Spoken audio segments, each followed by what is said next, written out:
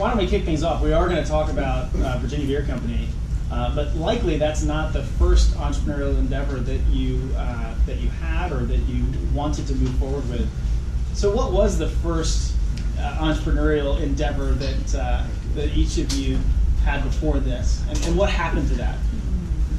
I had two. The first one was short-lived, but I'm going to mention it. I was, I think, 7 or 8 years old, and I was really into Christmas as a holiday, but more than just a holiday, into Christmas trees and wreaths and stuff like that. So the week after Christmas, whatever year this was, I went around the neighborhood and took everybody's discarded Christmas trees and wreaths and set up a Christmas tree stand to try to sell them.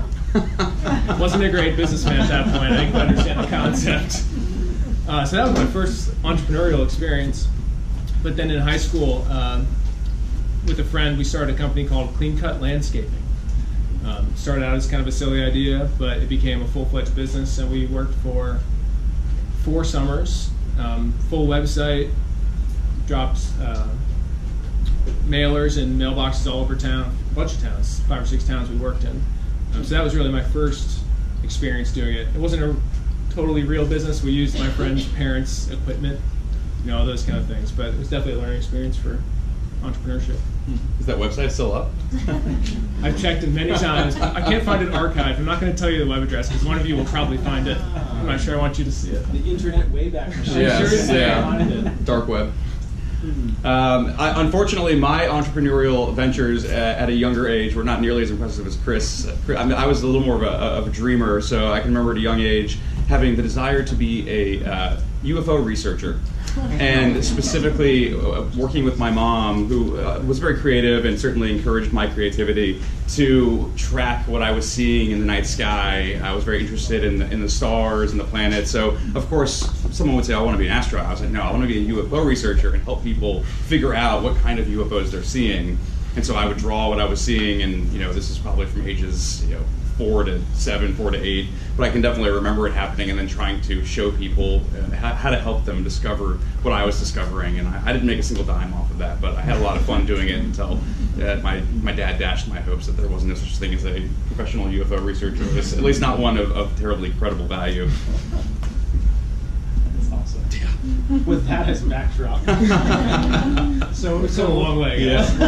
So tell us about that journey. How did you get to meeting one another and deciding that, hey, this is something that we want to try to go after it and make reality? So Robbie and I met here at William & Mary, actually. We were both transfer students, and I guess we met in the spring of 2004. We both worked together at the student phone-a-thon. At that time, it was in the basement of Old Dominion. So we got to know each other, and Rob graduated in 2005. I graduated in 2007. And after Robbie graduated, he'd come back to visit, and I turned 21, and we could go to the Greenleaf. Definitely our first beer when Chris turned 21. Momentous day. Yes. It was. But it was the only place in town really that had a great craft beer selection. So we started getting into it together, learning about craft beer, thinking about craft beer.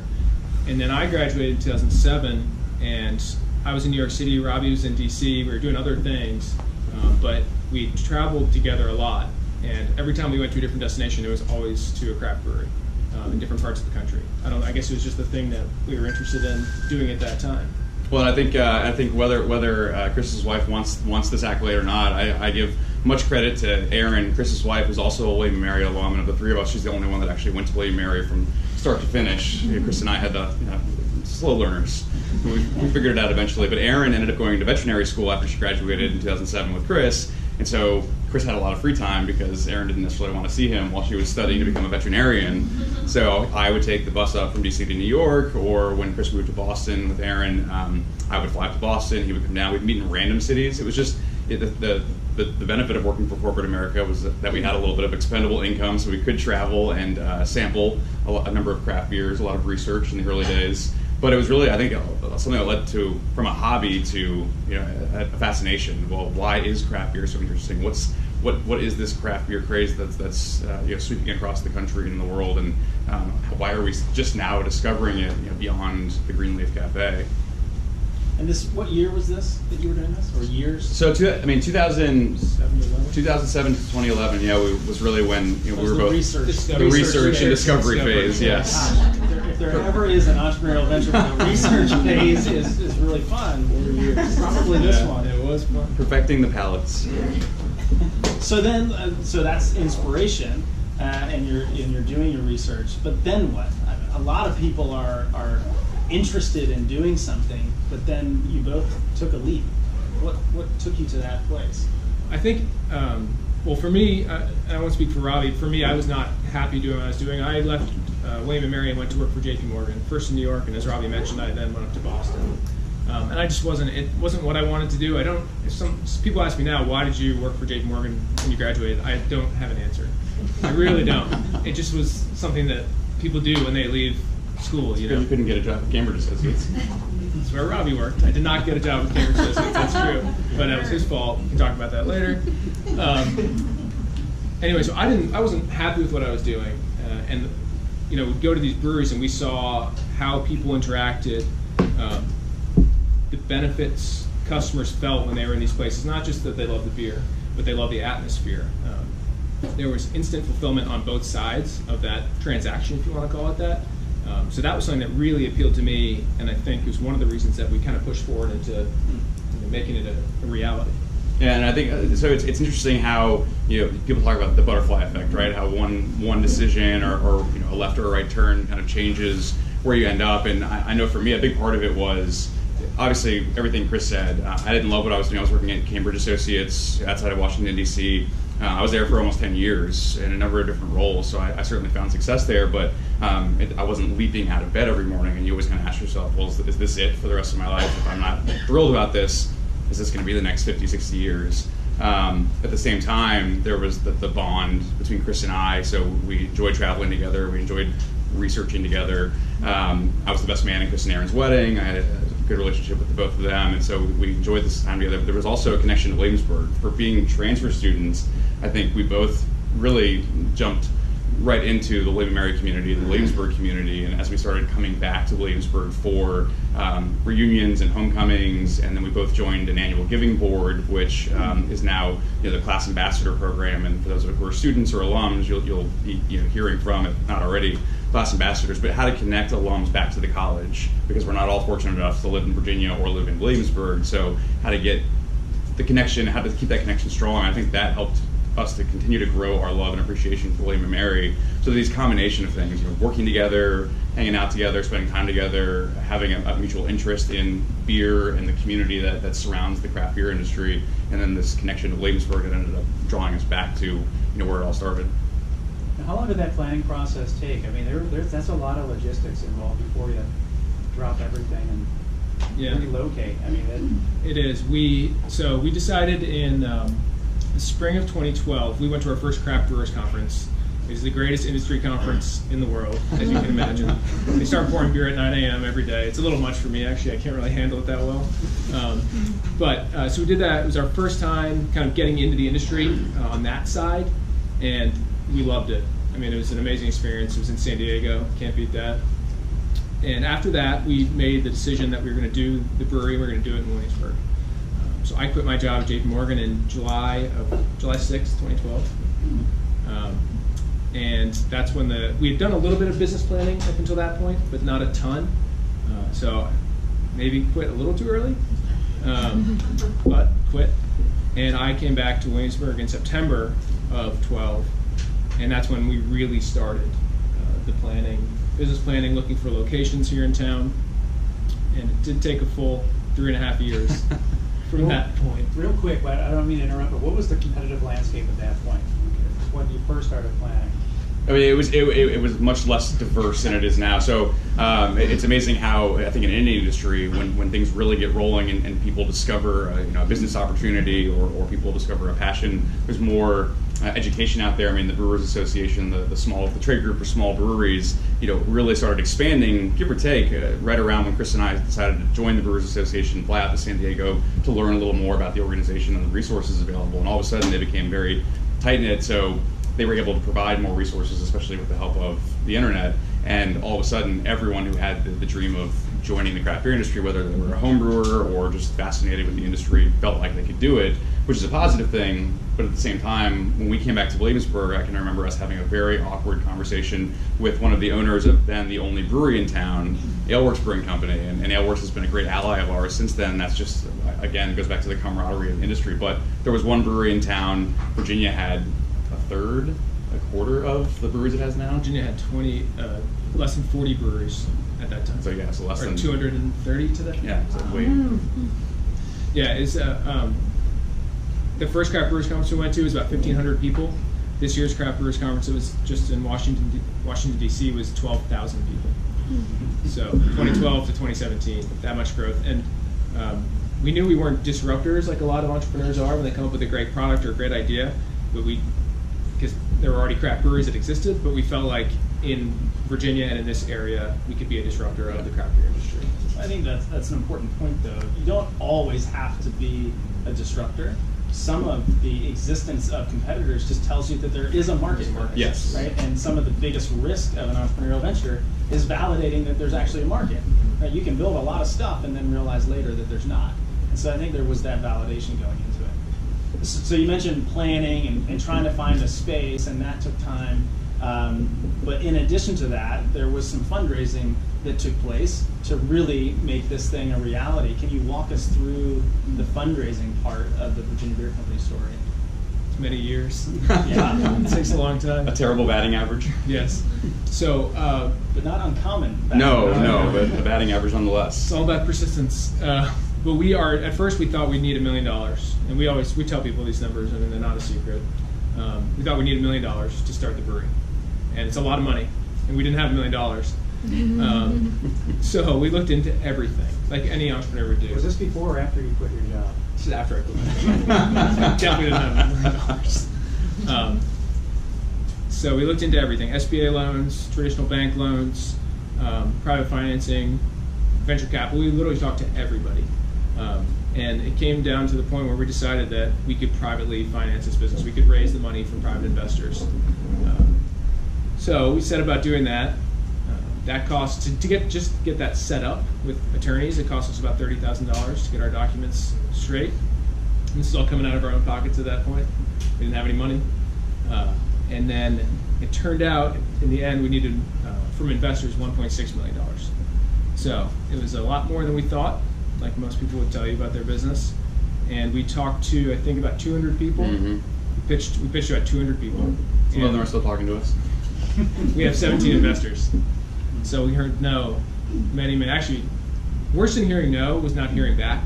Yes. That was really the most frustrating thing, especially when you send 5 emails over the course of 3 months and nobody answers you. 17 out of 200, that's actually pretty good odds. It's not bad. I know, it's pretty good. That's a really good batting average, actually.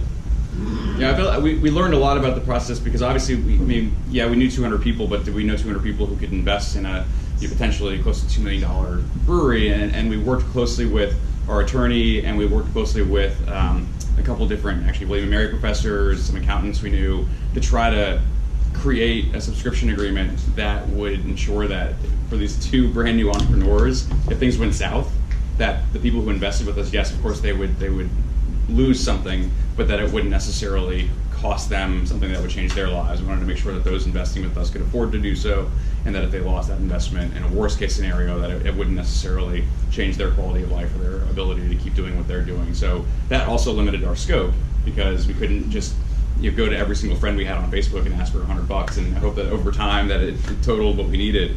And so we learned a lot, I think, about each step of the way, how much you raise, how that opens additional doors. Each segment of fundraising, I think, opened us up to potentially new conversations.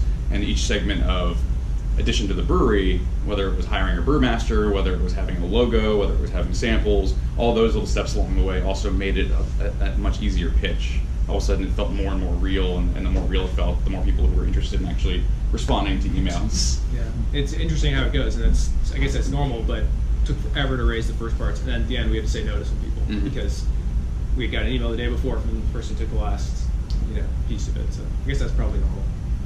Was it even slices of the pie, or did you say to people, what do you feel comfortable giving us, and then you stop when you reach that amount? We set a minimum, investment, and we did have a maximum in mind. It actually was in our subscription agreement, wasn't it? We had a maximum in mind, but the other reason it took us so long is that we were very particular about giving away ownership of our business.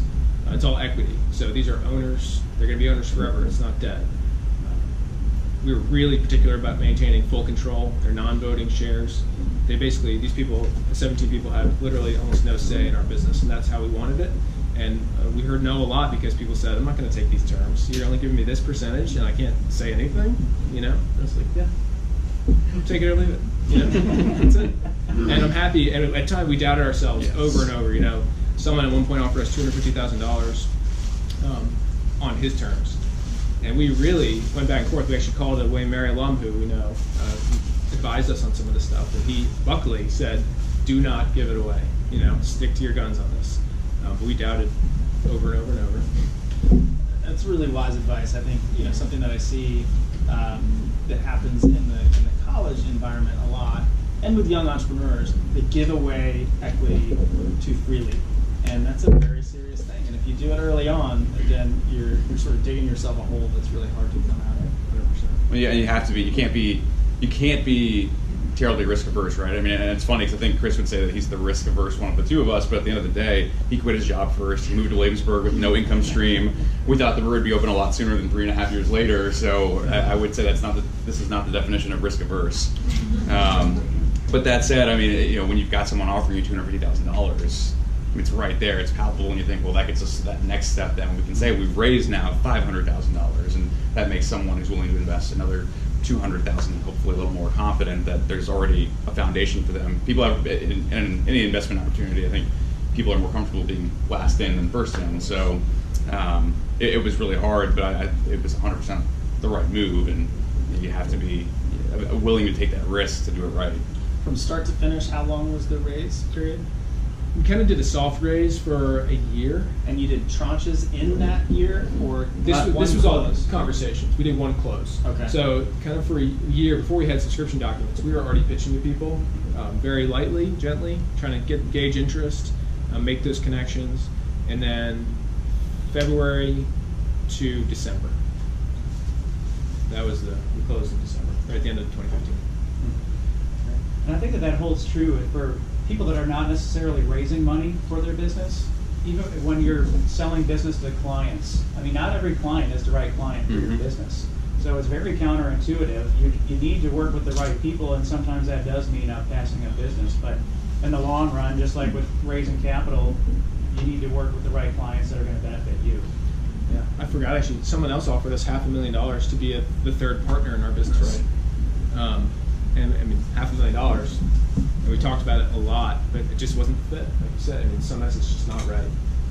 So of all the crazy things that we've talked about so far, you're in business now. What are some of the crazy things that you've done and your team has done in order to keep that momentum going? One was during the raise, actually. Well, the whole period leading up to when we closed and had money, we had to fund everything out of our own pockets. So our brewer joined us in August of 2014. We paid his payroll for a year and a half out of our own pockets. And we didn't have jobs. So we'd saved money to make this happen. We really thought long and hard about how to make this project work. I don't think either of us counted on paying someone's payroll from our own check. And to be clear, this was the first person who ever got paid. Yeah, we did work at the brewery, so we didn't pay ourselves until after doors had opened and the first beer was sold. That was one of the craziest things we ever done, cutting payroll checks from our own checking accounts. Luckily it worked out. So I have to assume then that after you open the doors, there are some challenges that you encounter. What are some of the things that you've learned from getting through those challenges, or maybe even failures? Some of the things that maybe you've tried that didn't really work out. Well, I know we put a lot of time and effort into the research phase, and not just the beer drinking part of that research phase, but the actual looking at the landscape and thinking about what kind of atmosphere we wanted our tap room to be and what styles of beer we wanted to offer that would set us apart. Because yes, everyone's going to have an India Pale Ale or a Porter or a Stout, and we've got Ale Works a couple miles down the road and other breweries coming, and so there's always going to be some similarities. What can we do to make our space unique, and something that we had not written into the business plan, that we did not plan for? And this is a month, 2 months before, a month and a half before opening, was we didn't necessarily have a taproom manager, someone to actually manage that space. We were so concerned about the atmosphere in the community because we felt strongly about building a positive atmosphere in a community engagement facility. So Chris and I had the foolish idea that we would kind of co-manage that space in addition to, you know, organizing the finances and the marketing and going out and doing sales calls and just managing the business on a day-to-day basis. And as we got closer and closer to opening, you know, the tap room was not necessarily a second thought, but we kept losing sight of kind of how we were actually going to organize the tap room. Where were the taps going to be?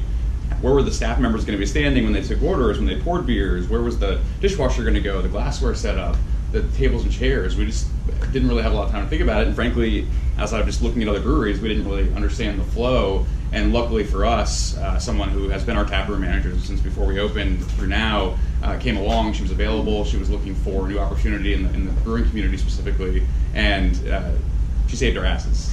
Because without her, honestly, I think it would have been just a disaster. Opening day was, you know, a 20-hour slog of line out the door, which is amazing, through, you know, hours afterwards cleaning up and celebrating. And without her expertise in the field and without her level of organization, having worked in the restaurant and the beer industries before, I mean, we would have gotten a ton of one-star reviews regardless of how good the beer was or how good we look in button-down shirts. So neither of us have ever worked in a bar or restaurant before we opened.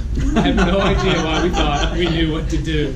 So yeah, we got really lucky with Lucy. Yes. So that was. I mean, talk about calling it close, you know. But you know, the interesting thing about, I think, now that we've been open, especially early on, so there's certain things out of your control, right? You can't force everyone to rate your beer 5. You can't force everyone to rate the experience at 5. You can do everything in your power to make sure you're brewing a beer that you're proud of, that you're putting out an atmosphere that you're proud of, that you're working with your staff to make them empowered to be the best possible members of the community they can be.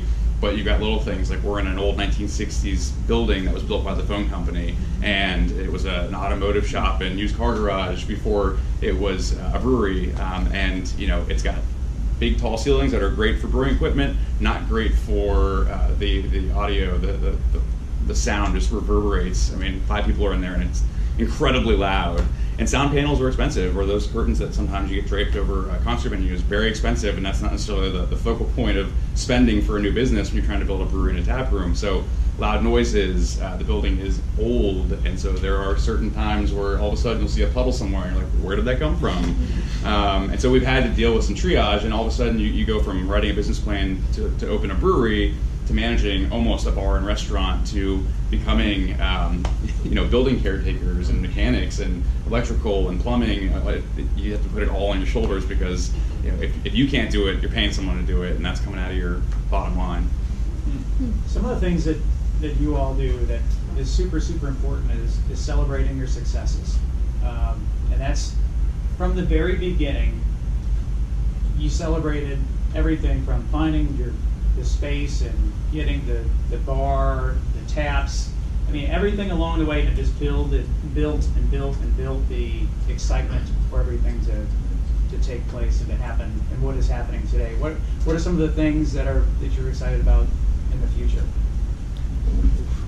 A lot of stuff going on. We, you know, we'll always be improving our tap room, for sure, as Robbie's talking about. But right now, we're only distributed from Williamsburg to Virginia Beach. So, you know, we sell our beer out of our tap room. We also sell it to a wholesaler who sells it to bars and restaurants. So if you go to the oceanfront, Virginia Beach, you can find our beer down there. Most breweries start in their home market like that and then expand out if they want to be a bigger brewery. So we're looking at new territories now. So that's something that's exciting, but also extremely challenging. One of the things that's been a challenge for us is that I don't think either of us put enough importance on sales. Nothing sells itself. No matter how good the beer is, it's not going to be everywhere unless you go in there, sample it with people, talk about it, show your face over and over and over. So locally, that's hard enough. But let's say we open up Northern Virginia. We need someone that lives there and works there and is in the market every day. So exciting that we'll be expanding our reach, but a little terrifying to be adding staff in that way, you know, off-site that we've never, not something we've dealt with before. So I would imagine it's just like when you first open, you get a big order, and then all of a sudden, I mean, how from a planning standpoint, it's got to be just chaotic. It's actually one of the biggest challenges we have. We get very little information. It's Our wholesalers have forecasting tools that they use, and they're decently accurate, but for some reason they're in the beer business and they think beer can be made in 3 days. Beer takes 3 to 4 weeks. So we really have to forecast pretty far out. Our beers are, we're very strict on our date coding. Our beers are 90 days in the market, and then they're out of code. Most breweries are 120 to 180. But tasting beers as they go, at 90 days, some beers are trash. And it's not just us, that's everybody. So it's, with the date coding, it's tough. We can't be... Of this journey, I think Robbie and Chris would be willing to answer that. Yeah, go ahead. How did you change your pitch from the first investor to the 200th person? It got a lot better. Yeah, it got a lot better. So how do we change our pitch was the question from the beginning to the end.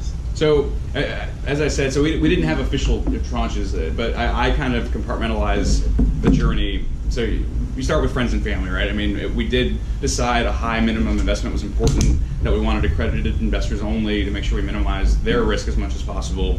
But at the same time, you talk to friends and family, you say, okay, here's what we're thinking. Might you know anybody who might be interested? Your business associates, our neighbors from growing up.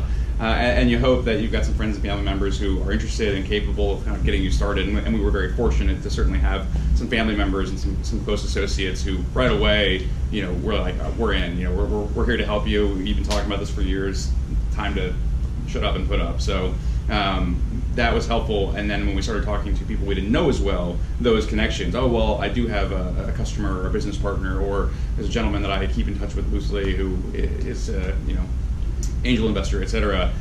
You start making those introductions, and you've got the business plan, and you've got some general ideas, and you it's almost like training, because you get some questions you're not prepared for, but that makes you better the next time you pitch. And then you get 1 or 2 of those people to commit, and then all of a sudden you've got a little more behind you. It's not just friends and family. It's a question you're going to get from everybody. Well, how many investors do you have who aren't related to you, who aren't blood? And from there, though, we designed the facility. We drew a kind of a projected layout of the brewing facility. We hired a brewmaster, so he had a resume that came with him, which gave us a little more clout. That made us a little more confident, gave us a little more to offer. And then having beer samples was huge. When our brewmaster started sending samples to us after we talked about recipe development, having something to taste, instantly gave a person 50-50 shot. Love it or you hate it. So right away if you're going to continue that conversation, depending on how they responding to the beer. And then from there, finally having a finalized logo, something colorful, being able to have a business card and a sticker to hand out in addition to beer samples, and then finally signing a lease on building and having an address. This is where this brewery will be. This is formerly the home of the Virginia Beer Company. So there are those steps along the way that really changed the confidence, the tone, what you focused on, and actual timelines then, because I just moved out of an apartment after being there for 3.5 years, and I found posters that said Virginia Beer Company established 2014, Virginia Beer Company coming summer 2015, and we opened at the end of March 2016. So we had a lot of confidence in the ability to make this happen, but the pitches definitely became more confident as we had more money, but also more palpable additions to the business. I think we also got a lot better at reading potential investors. Everyone has different motivations. A lot of people only cared about meeting us and getting to know us. Some investors look at the people, and that's what they care about. Some investors will pour through your financials, your pro formas, and look at every number and question you on every number. And we had all kinds of different people who wanted to invest or thought about investing for all different reasons. So when we could tailor the pitch towards what they were looking for, it became a lot more effective. Jess? What drove you to private funding round, like 100% private funding? What were kind of the reasons? We had very little collateral to put up for bank loans. We were in a hard spot. We didn't own homes. We didn't have enough money to get $1.6 million from the bank. That's kind of where it ended for us. Did you look at guarantors at all? We did. We just felt like that process, the private fundraise, would be easier than going through that. We also didn't want to be stuck with, this is how we sold our business to people, to our investors, is it's a long-term business. You're not going to make any money for 5 to 10 years. That's how we sold it. And they understood, and we said, we're raising this much money now up front. We could do this for $300,000 on a much smaller scale, but that's a business for now and not a business for 10 years from now. We want to build a business for 10 years from now. and they understood that, and then we weren't saddled with that debt payment month one, you know what I mean, which would be terrifying. If we had a payment on 1.6 million every month for the first month we opened, you know, that's pretty scary. And we didn't know anybody anything except for payroll and our rent, you know, all the normal stuff. So that it was attractive also to have the ability to use debt financing later, to build a relationship with the community bank, and to have that in our back pocket for when the time comes to really take another risk and grow, whether it's buying a canning line, more tanks, opening a second location down the road. Now we have that ability with a short track record, but a track record and only equity financing. Now we've got the bank and the debt, if we need it, to leverage. Yeah, we took a $100,000 loan in the end for kegs. We needed $100,000 worth of kegs, but we had built that relationship that Robbie talked about. So they just said, "Oh yeah, you're good. Let's line that. No problem." So that was nice. Yeah. So talking about investor, you pitched your idea with so many investors, right? And you also got so many offer investment offers. So how do you choose the investor? Not only money, right? How do we choose the investors we wanted? That is the question. The second one that is, I'm sure that you will have so many challenges in running your business, right? So can you share me the most miserable pieces? You know, what did you feel at that time, and how did you overcome that? So the first question is, How do we choose our investors? Or like which?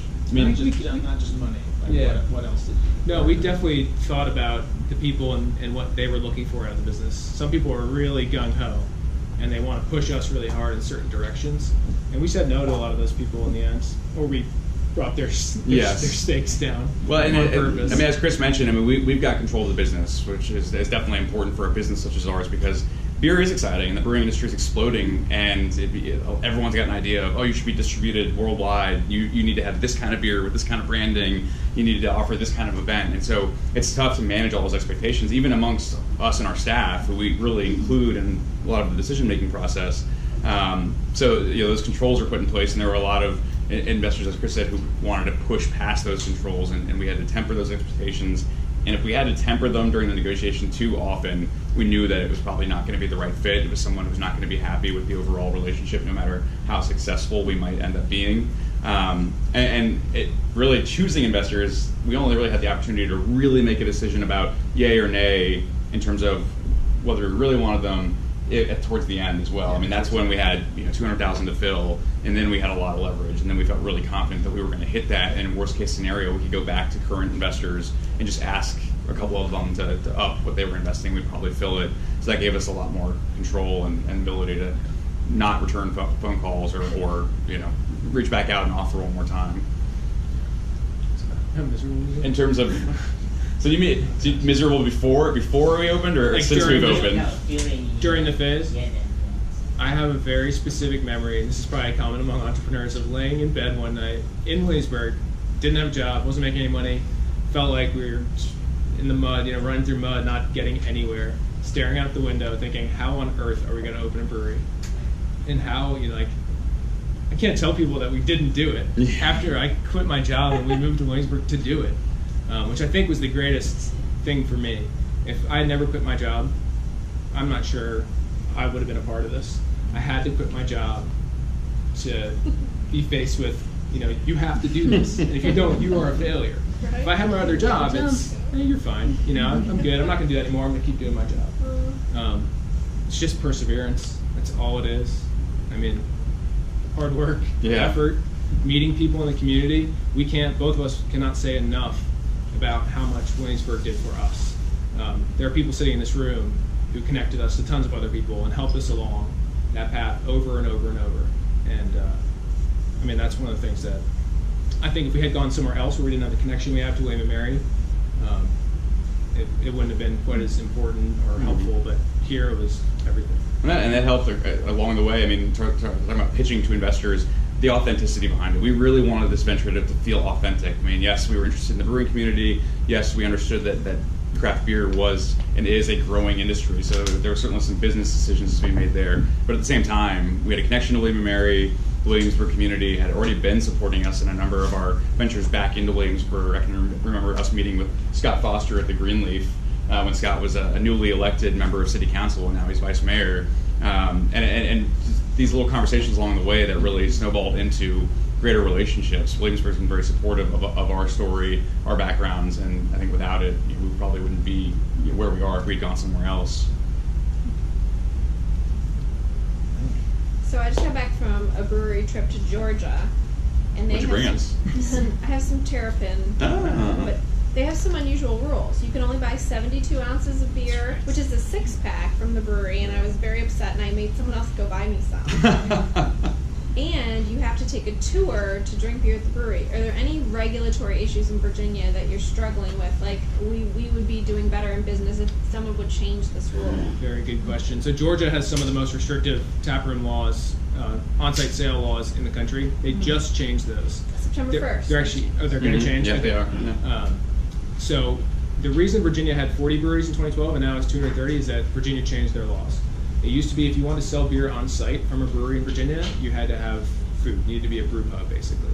Otherwise, you could offer people samples. I think it was up to 10 or 12 ounces of beer, and that was it. In 2012, they said, okay, production breweries can sell anything they produce on site at retail for full price. And that's the entire reason that Virginia has a massive craft beer industry now. So that's one of the reasons we came back, actually, that was signed into law on July 1st, 2012. There are some smaller things now, but that law is what made it happen in Virginia. So we had that when we came. We got very lucky. And that law is by no means permanent either. I mean, there's a lot of factors in play. The Wholesalers Association, so we have to sell beer through a wholesaler before it gets to the retailer. We can't just walk to a grocery store and drop beer off.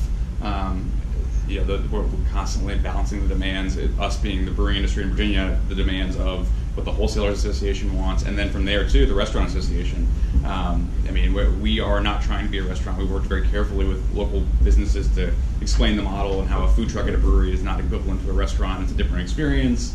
But that said, there are other breweries not in Williamsburg that are abusing it a little more, that have more of a almost permanent restaurant facility without being a restaurant, that have much later hours. We made concentrated efforts to be closed by 9:30 most nights so that we're not competing with late night crowds and late night business for restaurants that support us by pouring our beer. So there's a lot of little factors that we're working to try to toe the line for, but that other breweries aren't always doing, and that could lead to law changes in the future. So you mentioned, if you ask yourself why you took the JP job, you could not come up with the reason. And for a lot of student entrepreneurs, there's this pressure to kind of go into consulting, finance, these top tier industries. Do you regret working there? And what advice would you have for someone kind of in your shoes looking more towards those professional services and kind of 80-hour-week clients who are also interested in entrepreneurship? Really good question. I couldn't tell you why I went there, but I don't regret it at all. I despise every minute of it. I started on July 13th, 2007. I'll never forget these dates. These things that are etched in my mind. I knew the next day that I didn't want to work at JP Morgan anymore. I stayed for 5 or 6 years. And I don't know, I learned a ton. I learned a lot of lessons that I brought here to the business. And same for Robbie. I think there's value in it as long as you put the work in, the effort in. I didn't know what I wanted to do, but I knew I was getting some valuable skills from doing it. I think that's something.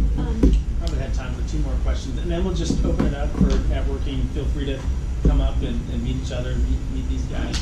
I think, so you're going to ask a question first, and then we have time for 1 more after. I'm sorry, I didn't mean to jump in. No, I please. feel like I No, jumped not the at gun. So one of the things I think is really interesting is sort of this idea of the passion versus the skills. And I think that when you think about people starting a microbrewery, a lot of times you hear the story of the home brewer who's so passionate and they come up and they create this vision because they just love the craft. But it sounds like yours was really more based on a passion for the experience as a consumer and building the business. And so have you seen different people in your industry either come up from the homebrew side or more the business focus, and how do you think that set you up for success? Or we've got it's on the first sign-in page of the web page, but we kind of coined it. Actually, it didn't really come together until right around our 1-year anniversary. But beer, people, purpose. So for us, yes, beer is what brought us here, but having the ability to engage with the community, having a purpose behind it is really, I think, what got us really passionate about doing all this.